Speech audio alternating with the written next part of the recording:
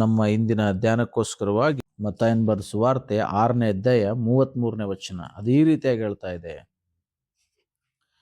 ಹೀಗಿರುವುದರಿಂದ ನೀವು ಮೊದಲು ದೇವರ ರಾಜ್ಯಕ್ಕಾಗಿಯೂ ನೀತಿಗಾಗಿಯೂ ತವಕಪಡಿರಿ, ಇವುಗಳ ಕೂಡ ಅವೆಲ್ಲವೂ ನಿಮಗೆ ದೊರಕುವವು ಎಂಬುದರ ಕುರಿತಾಗಿ ಇಲ್ಲಿ ಸುಸ್ವಾಮಿ ಹೇಳ್ತಕ್ಕಂಥ ಮಾತು ಏನಂತಂದ್ರೆ, ಮೊದಲು ದೇವರ ರಾಜ್ಯಕ್ಕಾಗಿ ನೀತಿಗಾಗಿ ತವಕಪಡ್ರಿ, ಅವುಗಳು ಕೂಡ ಎಲ್ಲವೂ ದೊರಕ್ತದೆ ನಿಮಗೆ ಅಂತ ಹೇಳಿ. ಅಂದ್ರೆ ಇವತ್ತಿನ ನಮ್ಮ ಕೊರತೆಗಳು, ನಮ್ಮ ಅಗತ್ಯತೆಗಳು ಏನಿದೆಯೋ ಅದೆಲ್ಲವೂ ಸಹ ಏನಾಗಿದೆ ಅಂದ್ರೆ ದೇವರಿಗೆ ಗೊತ್ತಿದೆ. ನಮ್ಗೆ ಯಾರ್ಯಾರಿಗೆ ಏನೇನು ಬೇಕಾಗಿದೆಯೋ ಅದೆಲ್ಲವೂ ಆತನಿಗೆ ತಿಳಿದಿದೆ. ನಮ್ಮ ಎಲ್ಲ ಕೊರತೆಗಳನ್ನ ಆತನು ಬಲ್ಲಾತನಾಗಿದ್ದಾನೆ.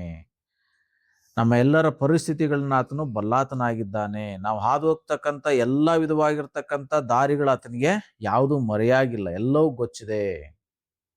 ಅದರಿಂದ ನೀವೇನ್ ಮಾಡಬೇಡ್ರಿ, ಅಜ್ಞಾನಿಗಳ ಹಾಗೆ ನೀವು ಚಿಂತೆ ಮಾಡಬೇಡ್ರಿ. ಯಾವ ವಿಷಯಕ್ಕಾಗಿ ನೀವು ಚಿಂತಿಸದೆ, ಯಾವ ವಿಷಯಕ್ಕಾಗಿಯೂ ನೀವು ಗಲಿಬಿಲಿಗೊಳಗಾಗದೆ, ಯಾವ ವಿಷಯಕ್ಕೂ ನೀವು ಸೋತ್ ಹೋಗದೆ ನೀವೇನ್ ಮಾಡಬೇಕಾಗಿದೆ ಅಂತಂದ್ರೆ ದೇವ್ರ ರಾಜ್ಯಕ್ಕಾಗಿ ನೀತಿಗಾಗಿ ತವಕಪಡ್ರಿ, ಅವುಗಳು ಕೂಡ ಎಲ್ಲವೂ ದೊರಕ್ತದೆ. ಅವೆಲ್ಲವೂ ಅಂತಂದ್ರೆ ಯಾವ್ದು? ಹಾಗಾದ್ರೆ ದೇವ್ರ ರಾಜ್ಯ ನೀತಿಗಾಗಿ ತವಕ ಪಡದಂದ್ರೆ ಏನು? ಹಾಗಾದ್ರೆ ಇವತ್ತು ಮನುಷ್ಯ ನಿಜವಾಗಿ ಯಾವುದಕ್ಕಾಗಿ ತವಕ ಪಡ್ತಾ ಇದ್ದಾನೆ ಎಂಬುದರ ಕುರಿತಾಗಿ ಈ ಒಂದು ಅಧ್ಯಾಯದಲ್ಲಿ ನಾವು ನೋಡ್ತಾ ಇದ್ದೇವೆ. ವಚನ 25ರಿಂದ ಮುಂದುವರ್ಷ ನಾವು ನೋಡ್ತಾ ಇದ್ದೇವೆ. ಈ ಲೋಕದಲ್ಲಿ ಇವತ್ತು ಜನರು ಯಾವುದಕ್ಕಾಗಿ ತವಕ ಪಡ್ತಾ ಇದ್ದಾರಪ್ಪ ಅಂತಂದ್ರೆ, ಅವ್ರೇನು ಪ್ರಾಣಾಧಾರಣೆಗೆ ಏನು ಊಟ ಮಾಡಬೇಕು, ಏನು ಕುಡಿಬೇಕು, ದೇಹ ರಕ್ಷಣೆಗೆ ಏನು ಹೊತ್ಕೋಬೇಕು, ಹೀಗೆಲ್ಲ ಚಿಂತೆ ಮಾಡಿ ಏನ್ ಮಾಡ್ತಿದ್ದಾರೆ, ಇವುಗಳೇ ಅವರ ಮುಖ್ಯ ಧ್ಯೇಯ ಆಗಿಬಿಟ್ಟಿದೆ. ಅಂದ್ರೆ ಉಣ್ಣುವುದು, ಕುಡಿಯುವುದು, ಹೊತ್ಕೊಳ್ಳೋದು, ಯಾವ ಮನೇಲಿ ವಾಸ ಮಾಡಬೇಕು, ಇದೇ ಪ್ರಾಪಂಚಿಕ ಚಿಂತೆಯಲ್ಲಿ ಇವತ್ತು ಮನುಷ್ಯ ಮುಳುಗಿದಾನೆ. ಎದ್ರು ಇದೇ ಚಿಂತೆ, ಬಿದ್ರು ಇದೇ ಚಿಂತೆ, ಹೀಗೆ ಚಿಂತೆ ಮಾಡ್ತಾ ಮಾಡ್ತಾ ಏನ್ ಮಾಡ್ತಾ ಇದ್ದಾನೆ ಅಂತಂದ್ರೆ ಅವನ್ ಮನುಷ್ಯ ದೇವರನ್ನ ಏನ್ ಮಾಡಿದಾನೆ ಅಂದ್ರೆ ಅವ್ನು ಮರ್ತು ಹೋಗ್ಬಿಟ್ಟಿದ್ದಾನೆ. ನನಗಾಗಿ ಚಿಂತಿಸುವ ದೇವ್ರು ಇದ್ದಾನೆ ಅನ್ನೋದನ್ನ ಮನುಷ್ಯ ಮರ್ತು ಬಿಟ್ಟು ಏನ್ ಮಾಡ್ತಾ ಇದ್ದಾನೆ, ತನ್ನತ್ತ ಆಹಾರವನ್ನು ತಾನೇ ಹುಡ್ಕೊಳಕ್ ಹೋಗ್ತಾನೆ. ನಾನೇನು ಉಟ್ಕೋಬೇಕಪ್ಪ, ನಾಳೆ ಯಾವ ಮನೇಲಿ ಇರ್ಬೇಕಪ್ಪ ಅಂತ ಹೇಳಿ ಅವನೇನ್ ಮಾಡ್ತಾ ಇದ್ದಾನೆ, ಅದಕ್ಕಾಗಿಯೇ ಚಿಂತಿಸಿ ಅವುಗಳಿಗೋಸ್ಕರನೇ ಅವನು ತವಕ ಪಡ್ತಾ ಇದ್ದಾನೆ. ಅದಕ್ಕೆ ಸ್ವಾಮಿ ಹೇಳ್ತಕ್ಕಂಥದ್ದು, ನೀವೇನ್ ಮಾಡ್ಬೇಡ್ರಿ, ಈ ರೀತಿಯಾಗಿ ಮಾಡಬೇಡ್ರಿ. ನೀವು ಪ್ರಾಣಾಧಾರಣೆ ಏನು ತಿನ್ಬೇಕು, ಕುಡಿಬೇಕು, ದೇಹಕ್ಕೆ ಏನು ಹೊತ್ಕೋಬೇಕು, ನೀವು ಎಲ್ಲಿ ವಾಸ ಮಾಡಬೇಕು ಅಂತ ಹೇಳಿ ನೀವು ಯೋಚನೆ ಮಾಡಬೇಡ್ರಿ. ಯಾಕಂತಂದ್ರೆ ಆಕಾಶದ ಹಕ್ಕಿಗಳಿಗಿಂತ ನೀವು ಎಷ್ಟೋ ಶ್ರೇಷ್ಠರಾಗಿದ್ದೀರಿ ಅಂತ ಹೇಳಿ ಸ್ವಾಮಿ ಹೇಳ್ತಾರೆ. ಹಾಗೆ ಅಡವಿ ಹೂಗಳು ನೋಡ್ರಿ, ಅವುಗಳು ಒಂದಕ್ಕಿಂತಲೂ ಒಂದು ಸುಂದರವಾಗಿದೆ, ಅವುಗಳಿಗೆ ಉಡಿಸಿ ತೊಡಿಸಿದ ದೇವರು ನಿಮ್ಗೆ ಇನ್ನೂ ಹೆಚ್ಚಾಗಿ ಉಡಿಸಿ ತೊಡಿಸೋದಿಲ್ವ ಅಂತ ಹೇಳಿ ಇಲ್ಲಿ ವಾಕ್ಯವನ್ನು ನಾವು ನೋಡ್ತಾ ಇದ್ದೇವೆ. ಅದರಿಂದ ದೇವ್ರು ನಮಗಾಗಿ ಚಿಂತಿಸ್ತಕ್ಕಂಥವನಾಗಿದ್ದಾನೆ.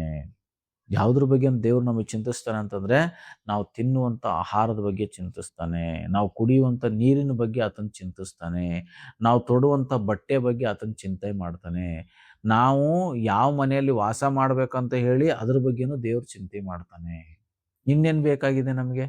ಅಗತ್ಯ ಮನುಷ್ಯನಿಗಿರೋದೇನಪ್ಪ ಅಂತಂದ್ರೆ, ಊಟ ಮಾಡೋಕ್ಕೆ ಆಹಾರ ಬೇಕು, ಕುಡಿಯೋಕೆ ನೀರು ಬೇಕು, ಹಾಕೊಳ್ಳೋಕೆ ಬಟ್ಟೆ ಬೇಕು, ವಾಸಕ್ಕೆ ಮನೆ ಬೇಕು. ಇದನ್ನ ಬಿಟ್ರೆ ಏನು ಬೇಕಾಗಿದೆ ಮನುಷ್ಯನಿಗೆ ಅಲ್ವಾ?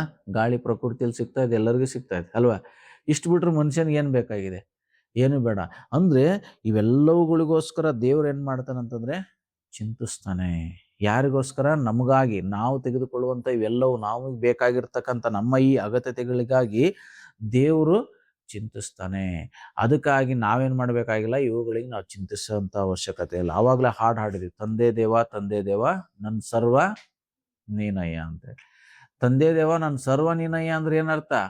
ಸರ್ವ ಅಂದ್ರೇನು? ನನಗೆಲ್ಲವೂ ನೀನೇನೆ ಅಂತ ಹೇಳಿ ಅಲ್ವಾ? ಇವಾಗ ಆತನ ನಮಗೆ ತಂದೆ ಆಗಿದ್ದಾನೆ ಅಂತ ಹೇಳಿದಾಗ, ನಾವು ಆತನಿಗೆ ಅಪ್ಪ ಅಂತ ಹೇಳಿ ಕರಿತಾ ಇದ್ದೇವೆ ಅಂದಾಗ, ಇವಾಗ ತಂದೆ ಏನ್ ಮಾಡ್ತಾನೆ, ತನ್ನ ಮಕ್ಕಳಿಗಾಗಿ ಚಿಂತಿಸ್ತಾನೆ ಅಲ್ವಾ? ಇವತ್ತು ನಮ್ಮ ಮಕ್ಕಳಿಗಾಗಿ ತಂದೆ ಆಗಿರ್ತಕ್ಕಂಥ ನಾವೇನ್ ಮಾಡ್ತೇವೆ, ಚಿಂತಿಸ್ತೇವೆ. ಅವ್ರು ಏನ್ ತಿನ್ಬೇಕು, ಉಣ್ಬೇಕು, ಏನ್ ಬಿಡ್ಬೇಕು, ಏನ್ ಬೇಡ ಎಲ್ಲ ಚಿಂತೆ ಮಾಡ್ತೇವೆ ನಾವು.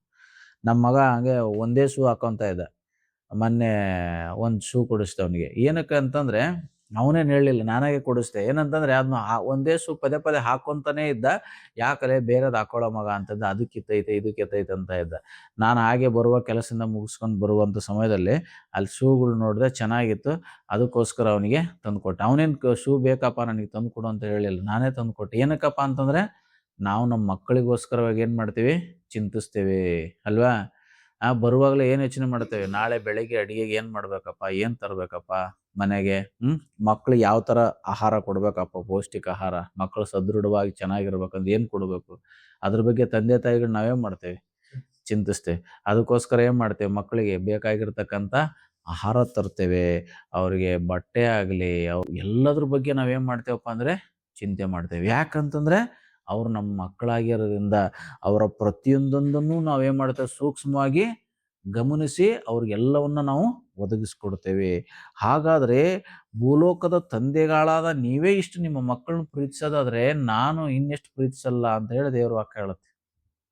ಅಂದರೆ ಭೂ ಸಂಬಂಧವಾದ ತಂದೆಗಳೇ ಇಷ್ಟು ಪ್ರೀತಿ ಮಾಡೋದಾದ್ರೆ ಪರಲೋಕ ತಂದೆ ಇನ್ನೂ ಎಷ್ಟೋ ಹೆಚ್ಚಾಗಿ ಪ್ರೀತಿ ಮಾಡ್ತಾನೆ. ಯಾಕಂತಂದ್ರೆ ನಮ್ಮ ಪ್ರೀತಿಯಲ್ಲಿ ಒಂದು ವೇಳೆ ಕಪಟ ಇರ್ಬೋದು, ನಮ್ಮ ಪ್ರೀತಿಯಲ್ಲಿ ಒಂದು ವೇಳೆ ದೋಷ ಇರ್ಬೋದು, ಆದರೆ ದೇವರ ಪ್ರೀತಿಯಲ್ಲಿ ಯಾವ ಕಪಟವೂ ದೋಷವೂ ಇಲ್ಲ. ಆತನ ಪ್ರೀತಿ ಶುದ್ಧವೂ ಕನಿಕರದಿಂದ ತುಂಬಿರ್ತಕ್ಕಂಥದ್ದು, ನಿರ್ದೋಷ ಉಳ್ತಕ್ಕಂಥ ಪ್ರೀತಿ ಆತಂದು. ಇನ್ನೂ ಎಷ್ಟೋ ಹೆಚ್ಚಾಗಿ ದೇವ್ರೇನ್ ಮಾಡ್ತಾನಪ್ಪ ಅಂದ್ರೆ ನಮಗೋಸ್ಕರ ಚಿಂತಿಸ್ತಾನೆ, ಪ್ರೀತಿಸ್ತಾನೆ, ನಮಗೆ ಬೇಕಾಗಿರೋ ಎಲ್ಲವನ್ನ ಸಹ ಒದಗಿಸ್ಕೊಡ್ತಾನೆ. ಅದರಿಂದ 91ನೇ ಕೀರ್ತನೆ ಹೇಳುವ ಹಾಗೆ ಪರಾತ್ಪರನ ಮೊರೆ ಹೊಕ್ಕಿರುವನು ಸರ್ವಶಕ್ತನ ಆಶ್ರಯದಲ್ಲಿ ಸುರಕ್ಷಿತನಾಗಿರ್ತಾನೆ ಅಂತ ಹೇಳಿ ವಚನ ಹೇಳುತ್ತೆ. ಅದರಿಂದ ಇವತ್ತು ನಾವು ಯಾವಾಗ ಈ ಪರಾತ್ಪರನನ್ನ ಮೊರೆ ಹೊಕ್ಕಿದ್ದೇವೋ, ಆತನನ್ನ ಯಾವಾಗ ನಾವು ಆಶ್ರಯ ಮಾಡ್ಕೊಂಡಿದ್ದೇವೋ, ಅವಾಗ ಏನ್ ಮಾಡಿದ್ದಾನೆ, ಅವತ್ತನು ತನ್ನ ಮಕ್ಕಳಂತ ಹೇಳಿ ಸ್ವೀಕಾರ ಮಾಡ್ಕೊಂಡ್ಬಿಟ್ಟಿದ್ದಾನೆ. ಇವತ್ತು ಅವನ ಮಕ್ಕಳಾಗ್ಬಿಟ್ಟಿದೆ ಒಂದೊಳಗೆ ಮುಗ್ದೋಯ್ತು. ಇವತ್ತು ನಾವು ಯಾವುದಕ್ಕೂ ಚಿಂತೆ ಮಾಡೋ ಅವಶ್ಯಕತೆ ಇಲ್ಲ. ಇವತ್ತು ನನ್ನ ಮಕ್ಕಳು ಯಾವುದಕ್ಕೂ ಮನೇಲಿ ಚಿಂತೆ ಮಾಡಲ್ಲ ಅವರು. ಯಾಕಪ್ಪ ಅಂದ್ರೆ ಅವ್ರಿಗೆ ಏನು ಬೇಕು ಎಲ್ಲದನ್ನೂ ನಾನು ತಂದು ಕೊಡ್ತೀನಿ, ನಾನು ತಂದು ಮಾಡ್ತೀನಿ, ಎಲ್ಲ ಕೊಡ್ತೀನಿ ಅವ್ರಿಗೆ ಅಗತ್ಯತೆ. ಅವ್ರು ಯಾವುದಕ್ಕೂ ಏನು ಚಿಂತೆ ಮಾಡಲ್ಲ. ಇಬ್ರು ಮಕ್ಕಳು ಯಾವುದಕ್ಕೂ ಚಿಂತೆ ಮಾಡಲ್ಲ. ಯಾಕಂದ್ರೆ ನಾವು ಅಪ್ಪ ಎಲ್ಲ ನಮಗೆ ಕೊಂದು ಕೊಡ್ತಾರಂತೆ ಗೊತ್ತು ಅವ್ರಿಗೆ. ಹಾಗೇನೆ ದೇವ್ರು ಅಷ್ಟೇನೆ. ನಾವು ದೇವ್ರಿಗೆ ಯಾವ ಮಕ್ಕಳಾದವು ಅವು ನಮ್ಮ ದೇವ್ರು ನಮಗೋಸ್ಕರ ನಮ್ಮ ಕೇರ್ ಮಾಡೋಕ್ಕೆ, ನಮ್ಮ ಲಕ್ಷಿಸೋಕ್ಕೆ ಆತನು ಆರಂಭಿಸಿದ್ದಾನೆ. ಆದ್ದರಿಂದ ಇದೆಲ್ಲ ಮಾಡ್ತಾನೆ ದೇವರು. ಅದಕ್ಕಾಗಿ ನಾವೇನು ಮಾಡಬೇಕಾಗಿಲ್ಲ ಅಂದರೆ ತವಕ ಪಡೋದು, ಅದಕ್ಕೆ ಚಿಂತೆ ಮಾಡ್ಬೋದು. ಹಂಗಾರೆ ನಮ್ದೇನು ಕೆಲಸ, ಇವತ್ತು ಮಕ್ಕಳಾಗಿರೋ ಕೆಲಸ ಏನು ನಮ್ದು ಅಂತಂದರೆ ನಾವು ದೇವ್ರ ರಾಜ್ಯಕ್ಕಾಗಿ ನೀತಿಗಾಗಿ ತವಕ ಪಡಬೇಕು. ದೇವ್ರ ರಾಜ್ಯ ಅಂತಂದ್ರೆ ಯಾವುದು? ದೇವ್ರ ರಾಜ್ಯ ಅಂದರೆ ಯಾವುದು? ಶಾಂತಿ, ಸಮಾಧಾನ, ಸಮೃದ್ಧಿಯಾಗಿರ್ತಕ್ಕಂಥದ್ದು ದೇವ್ರ ರಾಜ್ಯ. ಕನಿಕರ ಇರ್ತಕ್ಕಂಥದ್ದು ದೇವ್ರ ರಾಜ್ಯ ಅಲ್ವಾ? ದೇವ್ರ ರಾಜ್ಯದಲ್ಲಿ ಏನಿದೆ? ಶಾಂತಿ, ಸಂತೋಷ, ಸಮಾಧಾನ ಎಲ್ಲ ಇದೆ. ಅಲ್ಲಿ ಯಾವುದು ಕೆಟ್ಟತನ ಇಲ್ಲ ಅಲ್ವಾ? ಹಾಗೆ ನಾವು ಯಾವುದಕ್ಕಾಗಿ ನಾವು ತವಕಿಸ್ಬೇಕು? ಆತನ ರಾಜ್ಯಕ್ಕಾಗಿ. ಅಂದರೆ ಆತನಲ್ಲಿರ್ತಕ್ಕಂಥ ಶಾಂತಿ, ಸಂತೋಷ, ಸಮಾಧಾನ ಹೊಂದ್ಕೊಳ್ಳೋಕ್ಕಾಗಿ ನಾವು ತವಕಿಸ್ಬೇಕು.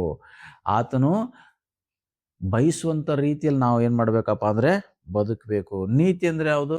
ಆತನ ಇಷ್ಟಪಡ್ತಕ್ಕಂಥದ್ದು ನೀತಿ. ಆತನ ವಿರುದ್ಧವಾಗಿರೋದೆಲ್ಲವೂ ಸಹ ಅನೀತಿ. ಆತನ ಇಷ್ಟಪಡ್ತಕ್ಕಂಥ ಕಾರ್ಯಗಳನ್ನು ನಾವು ಮಾಡಬೇಕು. ಹಾಗೆ ಮಾಡುವಾಗ ಏನು ಮಾಡ್ತಾನೆ ಅಂದರೆ ಆತನ ನಮ್ಮನ್ನು ಶ್ರೇಷ್ಠವಾಗಿ ನಡೆಸ್ತಾನೆ. ಅದರಿಂದ ನಮ್ಮ ಜೀವಿತಗಳ ದೇವ್ರ ರಾಜ್ಯಕ್ಕಾಗಿ ನೀತಿಗಾಗಿ ತವಕ ಪಡ್ರಿ ಅಂತ ಹೇಳ್ತಕ್ಕಂಥ ಅರ್ಥ ಏನಪ್ಪ ಅಂದರೆ ದೇವ್ರಿಗಾಗಿ ನಮ್ಮ ಜೀವನದಲ್ಲಿ ಮೊದಲು ಸ್ಥಾನ ಕೊಡಬೇಕು. ದೇವರಿಗೆ ಫಸ್ಟ್ ಜಾಗ, ಆಮೇಲೆ ಕುಟುಂಬ, ಮಕ್ಕಳು, ಮರಿ, ಮತ್ತೊಂದು.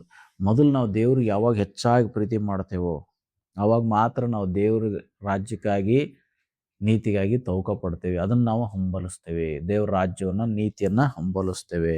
ಅದರಿಂದ ನಮ್ಮ ಜೀವನದಲ್ಲಿ ಏನು ಮಾಡಬೇಕಂದ್ರೆ ದೇವ್ರಿಗೆ ಪ್ರಥಮ ಸ್ಥಾನ ಕೊಟ್ಟುಬಿಟ್ಟು ಆತನಿಗೆ ನಮ್ಮ ಜೀವನದಲ್ಲಿ ಪ್ರಾಮುಖ್ಯವಾಗಿರ್ತಕ್ಕಂಥ ಸ್ಥಳವನ್ನು ಕೊಟ್ಟು ಆತನಿಗೆ ನಮ್ಮನ್ನೇ ನಾವು ಬಿಟ್ಟುಕೊಟ್ಟು ನಡೆಸುವಾಗ ಏನು ಮಾಡ್ತಾನೆ ಅಂದರೆ ದೇವ್ರು ನಮ್ಮನ್ನು ಅದ್ಭುತವಾಗಿ ಆತನು ನಡೆಸ್ತಕ್ಕಂಥವನಾಗಿದ್ದಾನೆ.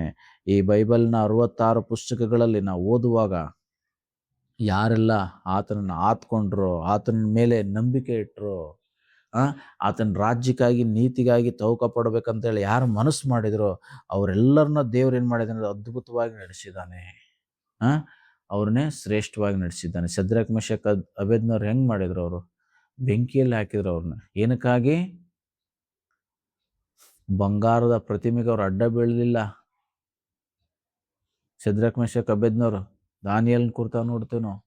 ಆ ದಾನಿಯಲ್ ಆಗಲಿ, ಶದ್ರಕ್, ಮೆಷಕ್, ಅಬೇದ್ನವರಾಗಲಿ ಇವ್ರೇನು ಮಾಡಲಿಲ್ಲ ಅಂದರೆ ರಾಜನನ್ನಾಗಲಿ, ರಾಜನ ನಿಲ್ಲಿಸಿರ್ತಕ್ಕಂಥ ಪ್ರತಿಮೆಯನ್ನಾಗಲಿ ಪೂಜಿಸಲಿಲ್ಲ, ಆರಾಧಿಸಲಿಲ್ಲ. ಅದರಿಂದ ಏನು ಮಾಡ್ತಾರೆ? ಶದ್ರಕ್, ಮೆಷಕ್, ಅಬೇದ್ನವರ ಬೆಂಕಿಯಲ್ಲಿ ಹಾಕ್ತಾರೆ. ದಾನಿಯಲ್ನ ಏನು ಮಾಡ್ತಾರೆ? ಸಿಂಹದ ಗವಿಯಲ್ಲಿ ಹಾಕ್ತಾರೆ. ಆದರೆ ದೇವ್ರು ಏನು ಮಾಡಿದ್ರು? ಅವ್ರನ್ನ ಶ್ರೇಷ್ಠವಾಗಿ ಕಾಪಾಡಿದ್ರು. ಯಾಕೆ ಅವ್ರನ್ನ ಕಾಪಾಡಿದ್ರು? ಇವರು ದೇವ್ರ ರಾಜ್ಯಕ್ಕಾಗಿ ನೀತಿಗಾಗಿ ಬದುಕಿದ್ರು. ಅದಕ್ಕೆ ಏನು ಮಾಡಿದ್ರು? ದೇವರು ಅವ್ರ ಜೀವಿತದಲ್ಲಿ ಬರುವಂಥ ಎಲ್ಲ ವಿಧವಾದ ಕಠಿಣ ಪರಿಸ್ಥಿತಿಯಲ್ಲಿ ದೇವರು ಅವ್ರ ಜೊತೆಗಿದ್ರು. ಅವೆಲ್ಲವುಗಳಿಂದ ಬಿಡುಗಡೆ ಮಾಡಿ ಶ್ರೇಷ್ಠವಾಗಿ ನಡೆಸಿದ್ರು. ಆ ಮೂಲಕ ಅವರು ತಿಳ್ಕೊಂಡ್ರು ಏನಂತ ಹೇಳಿ, ಯೆಹೋವನು ಸರ್ವೋತ್ತಮನೆಂದು ಅನುಭವದಿಂದ ತಿಳ್ಕೊಂಡ್ರು ಅವರು. ಶದ್ರಕ್ ಮೆಷಕ್ ಅಬೇದ್ನವ್ರೆ ಉರಿತಕ್ಕಂಥ ಬೆಂಕಿಯಲ್ಲಿ ಹಾಕಿದಾಗ ಅವ್ರನ್ನ ಹಾಕಕ್ಕೆ ಹೋಗಿರ್ತಕ್ಕಂಥ ಜನರೇ ಸುಟ್ಟೋದ್ರಂತೆ. ಅಷ್ಟೊಂದು ಬೆಂಕಿ ಕೆರೆನೇ ಮಾಡಿಬಿಟ್ಟಿದ್ರು ಅಂತ. ಎತ್ತೆಸಕ್ಕೆ ಹೋದವ್ರನ್ನೇ ಸುಟ್ಟಿತು. ಆದರೆ ಬೆಂಕಿಯಲ್ಲಿ ಬಿದ್ದಿರೋರು ಏನು ಮಾಡಿದ್ರು, ಅವರು ದೇವದೂತನ ಬಂದಲ್ಲಿ ಏನು ಮಾಡ್ತಾನೆ, ಅವ್ರ ಜೊತೆ ನಡೆದಾಡ್ತಾ ಇದ್ದಾನೆ. ಅವ್ರ ಕೈಕಾಲು ಕಟ್ಟಿರ್ತಕ್ಕಂಥ ಹಗ್ಗಗಳು ಸರಪಣಿನ ಅದೆಲ್ಲ ಸುಟ್ಟು ಹೋಗ್ತಾ ಇದೆ. ಆದರೆ ಇವ್ರಿಗೆ ಏನಾಗ್ತಾ ಇಲ್ಲ. ಅಂಥ ಪರಿಸ್ಥಿತಿಯಲ್ಲಿ ದೇವರೇ ಮಾಡ್ತಾನೆ, ಅವ್ರನ್ನ ಅದ್ಭುತವಾಗಿ ನಡೆಸ್ತಾನೆ. ಅವರು ಆ ಬೆಂಕಿಯಿಂದ ಹೊರಗೆ ಬಂದ ಮೇಲೆ ರಾಜನ ಕರೀತಾನೆ, ಜೀವ ಸ್ವರೂಪನಾಗಿರ್ತಕ್ಕಂಥ ಸೇವಕರೇ ನೀವೇನು ಮಾಡಿ ಹೊರಗಡೆ ಬನ್ರಿ ಅಂತ ಹೇಳಿದಾಗ ರಾಜನ ಕರೆದ ಮೇಲೆ ಅವ್ರು ಹೊರಗಡೆ ಬರುವಾಗ ಏನಾಗ್ತದೆ, 3 ಜನ ಬರುವಾಗ ಅವ್ರ ಮೈಗೆ ಏನಾಗಿರಲಿಲ್ಲ, ಒಂದು ಬಟ್ಟೆ ವಾಸನೆ ಬಂದಿರಲಿಲ್ಲ. ನಮ್ಮ ಬಟ್ಟೆಗೆ ಏನಾದರೂ ಬಿಸಿ ತಾಗಿದ್ರೆ ಏನು ಬರುತ್ತೆ, ಐರನ್ ವಾಸನೆ ಬರುತ್ತಲ್ಲ, ಇಸ್ತ್ರಿ ಮಾಡಿರೋ ಥರ ವಾಸನೆ ಬರುತ್ತಲ್ಲ, ಹಾಗೆ ಬರಬೇಕಾಗಿತ್ತು. ಆದರೆ ಅವ್ರ ಬಟ್ಟೆ ಬಿಸಿ ತಾಕಿದ ವಾಸನೆನೂ ಸಹ ಬರಲಿಲ್ಲಂತೆ.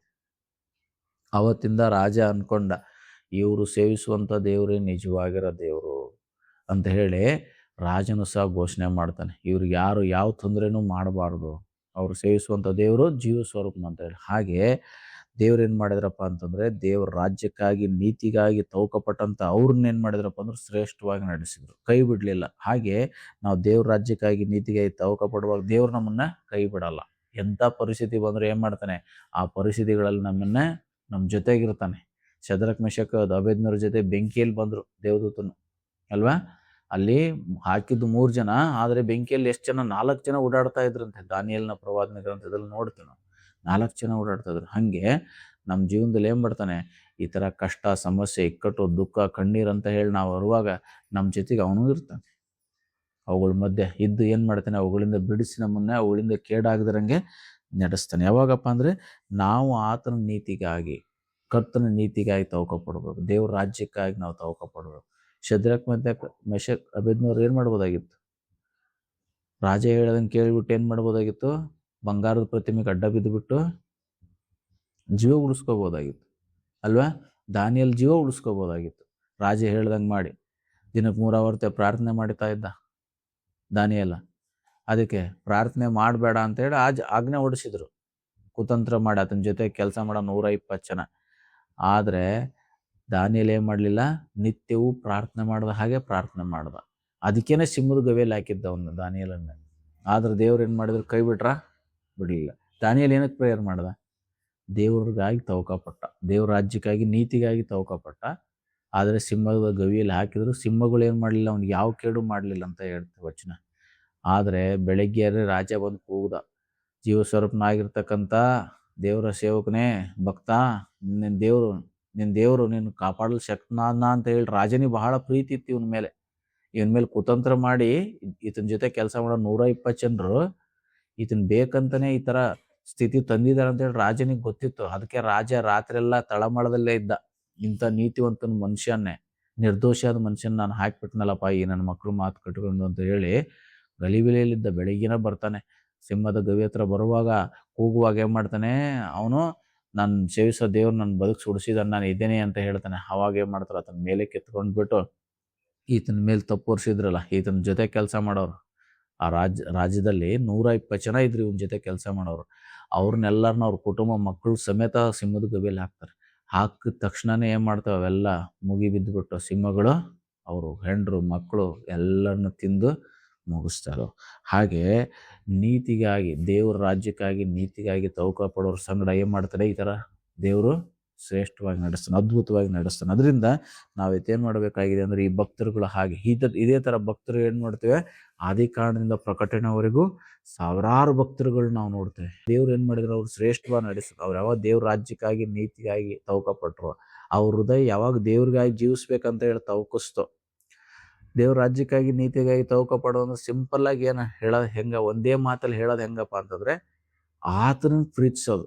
ದೇವ್ರ ರಾಜ್ಯಕ್ಕಾಗಿ ನೀತಿಗಾಗಿ ಅಂದರೆ ಆತನನ್ನು ಪ್ರೀತಿಸೋದು, ಆತನನ್ನು ಪ್ರೀತಿಸಿ ಆತನಿಗೋಸ್ಕರ ಎಲ್ಲವನ್ನು ಕಳ್ಕೊಳ್ಳೋಕೆ ಸಿದ್ಧರಾಗೋದು.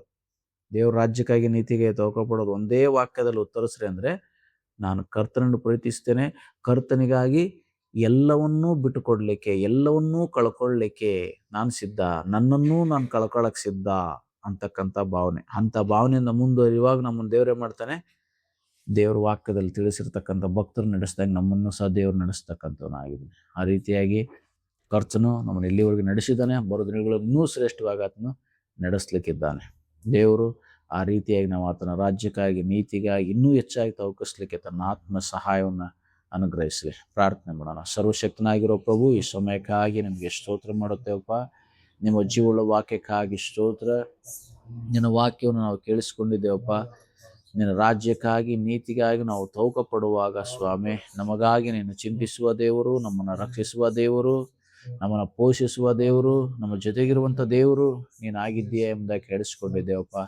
ಅದರಿಂದ ನಾವು ನಿಮ್ಮನ್ನು ಹೆಚ್ಚಾಗಿ ಪ್ರೀತಿಸುವಂತೆ, ನಮ್ಮನ್ನು ನಿಮಗೆ ಬಿಟ್ಟುಕೊಡುವಂತೆ ಸ್ವಾಮಿ, ನಿಮ್ಮ ಪ್ರೀತಿ ಮುಂದೆ ಯಾವುದೂ ನಮಗೇನೂ ಅಲ್ಲ ಎಂಬ ಭಾವನೆಯಿಂದ ನಿಮ್ಮ ಪ್ರೀತಿಗೋಸ್ಕರವಾಗಿ ನಾವೆಲ್ಲವನ್ನು ತ್ಯಾಗ ಮಾಡುವಂಥ ಮನೋಭಾವನೆಯಿಂದ ನಮ್ಗೆ ತುಂಬಿಸು ಸ್ವಾಮಿ. ಹೀಗೆ ಸ್ವಾಮಿ ಅನೇಕ ಭಕ್ತರು ನಿನ್ನ ಪ್ರೀತಿಸಿ ನಿನಗಾಗಿ ಜೀವಿಸಿದರು ಸ್ವಾಮಿ. ಹಾಗೆ ನಾವು ಸಹ ಜೀವಿಸಕ್ಕೆ ಸಹಾಯ ಮಾಡು. ನಮ್ಮೆಲ್ಲರನ್ನ ಆಶೀರ್ವಾದ ಮಾಡು. ನಮ್ಮರ್ತಕ್ಕಂಥ ಆತ್ಮಿಕ ಕೊರತೆಗಳನ್ನ ನೀಗಿಸ್ರಿ, ಶಾರೀರಿಕವಾದ ಕೊರತೆಗಳನ್ನ ನೀಗಿಸ್ರಿ, ಆರ್ಥಿಕವಾದ ಕೊರತೆಗಳನ್ನ ನೀಗಿಸ್ರಿ. ನಾವು ಇನ್ನೂ ಹೆಚ್ಚಾಗಿ ನಿಮ್ಮನ್ನು ಪ್ರೀತಿಸ್ಬೇಕು, ಇನ್ನೂ ಹೆಚ್ಚಾಗಿ ನಿನ್ನ ನೀತಿಗಾಗಿ, ರಾಜ್ಯಕ್ಕಾಗಿ ತೌಕ ಪಡಬೇಕು. ನಮಗೆ ನಿನ್ನ ಆತ್ಮನ ಸಹಾಯ ಕೊಡು. ನಮ್ಮ ಬಲ, ನಮ್ಮ ಜ್ಞಾನದಿಂದ ನಾವು ನಿನಗಾಗಿ ತವಕಿಸ್ಲಿಕ್ಕೆ ಸಾಧ್ಯ ಇಲ್ಲ ಸ್ವಾಮಿ. ನಮ್ಮ ಶಕ್ತಿಯಿಂದ ನಿಮಗಾಗಿ ಬದುಕಲಿಕ್ಕೆ ಸಾಧ್ಯ ಇಲ್ಲ ಸ್ವಾಮಿ. ನಿನ್ನ ಆತ್ಮನ ಸಹಾಯವನ್ನು ನಮ್ಮೆಲ್ಲರಿಗೂ ಅನುಗ್ರಹಿಸು. ನಾವು ಹೆಚ್ಚಾಗಿ ನಿನಗಾಗಿ ತೌಕ ಪಡುವಂಥ ಮಕ್ಕಳಾಗಿ ನಮ್ಮ ಜೀವಿತಗಳಲ್ಲಿ ನಿಮಗೆ ಪ್ರಥಮ ಸ್ಥಾನವನ್ನು ಕೊಟ್ಟು ಜೀವಿಸ್ಲಿಕ್ಕೆ ಆಗುವಂತೆ ಕೃಪೆ ಮಾಡು.